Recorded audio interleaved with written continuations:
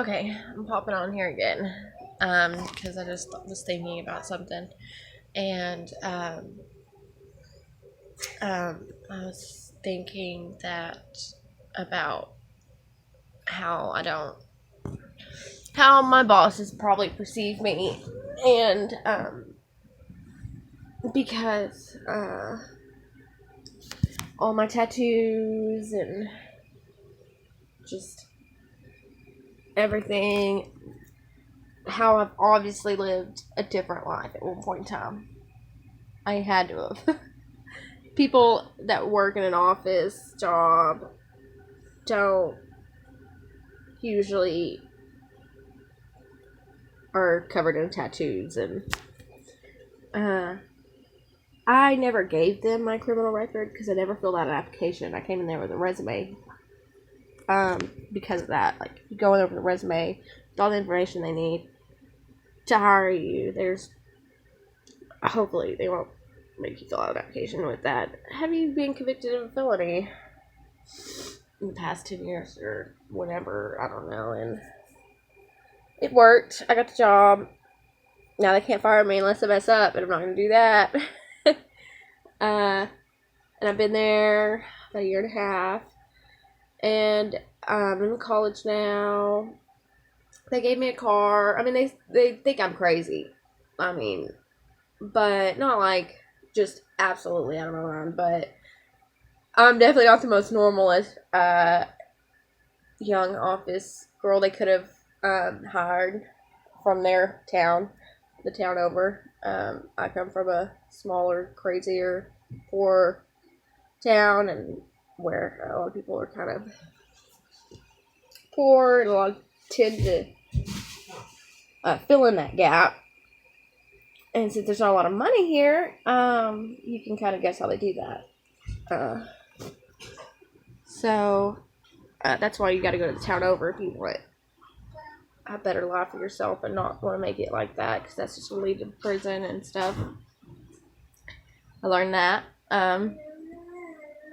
So now I try to do things the right way, and that's what I was getting at, was that they don't understand what it was like growing up, like I grew up. And that's okay. Well, I mean, I wish they'd understand, because, I mean, they grew up in a rodeo town. Their grandson, I mean, most of the guys in that town has rode a bull, or, I mean, definitely rode a horse, all that stuff. And it's a bigger town. It's just they have better morals. They have more money. They have, to put their kids, buy them horses, stuff like that. And it's no problem. That's what they need. They want their kids to have that experience, to have that life of, luxury and education and, opportunity. And it's like night and day. This town and that town, 15 minutes away. And they grew up, with rodeo and everything. And if they just realized how much that them growing up influenced the rest of their lives, like they are 60 and 70 years old and still go to rodeo. I have shorts on.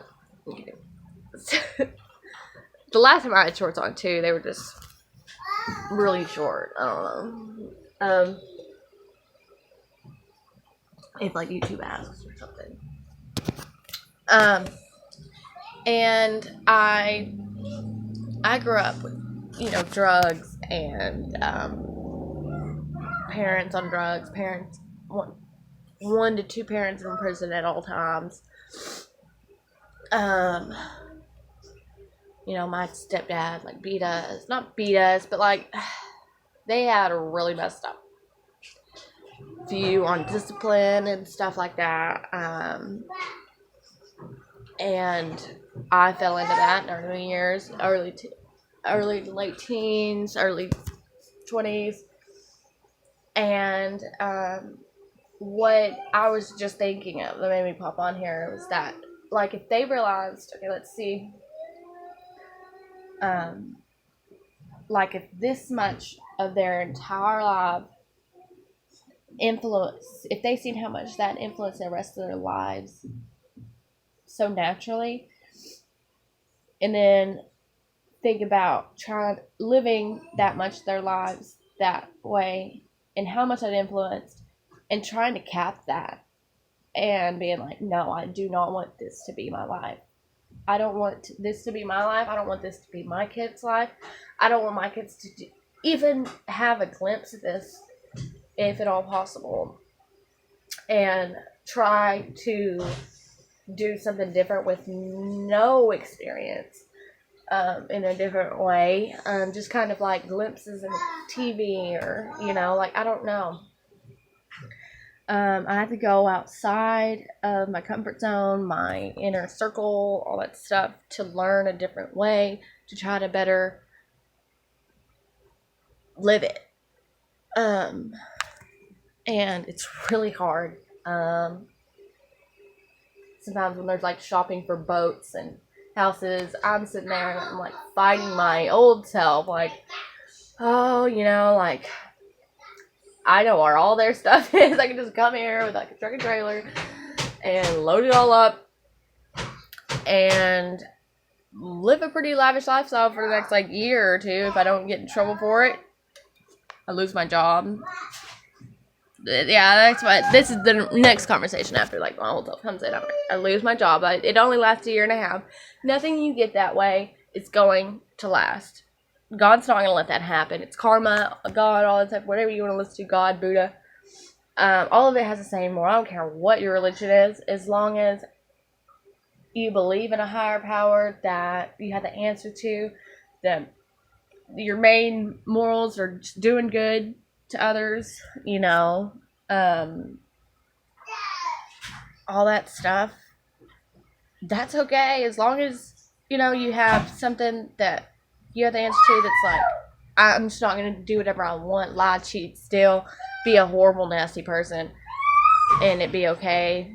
Like, you gotta be like, oh, I know I slip up and do this, but I'm sorry. Forgive me, I'm going to try to be a better person. I need your help. And most gods in all religions, if you reach out to them, they will help. And I believe that all of them are actually, we're talking about the same God. It's just we call them different things, And we have different like beliefs on how it happened and all that stuff, but nobody really knows. So it's just I feel like all that, it's just like comfort, or it's like people asking religious leaders that are like sure about God, but they're like, well, how did it all happen? They're like, I don't know, that they don't want to deter them from what they know is good. So they're like, this happened, and they're like, oh, okay. And then they can stop thinking about, how everything had happened and like, why am I here? What do I need to do? And what do I need to do? And that's it. I'm just saying that you can cap it off. You can be like, this is it. I'm not going to live like this. Go out of your comfort zone.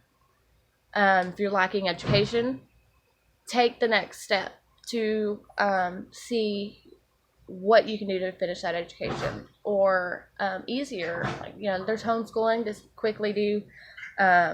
It's way easier. I heard one of my friends was having really she was in GED classes for like a year and could not even get to the point where they thought she was ready to take it. She went through homeschooling. I mean, she thought she was too old to go through homeschooling. She wasn't. Homeschooling is way easier. She was going through each class in like a couple weeks, 3 to 4 weeks at most, and then like she got her high school diploma at 25, and or she might be 26, I don't know. And I just started college last Monday. I'm 26, about to be 27. Been out of school since I was 16 when I got my GED, and in what's called TYC here in Texas, it's like a kid prison. There's like juvenile detention, and then there's TYC. It's like county jail and prison for kids. And so I didn't think I could do it, but I'm doing it. And it's really easy. You know, like most things nowadays, it's not like school where you're like, oh, we're going to teach you this and then you're going to have a test on it by yourself. Most of their tests have like links to exactly where it is in the book so you can reread it if you don't remember it. Like it gives you the answer. So just believe in yourself. Take that next step. Cap it off. Rewrite your future. And that's it.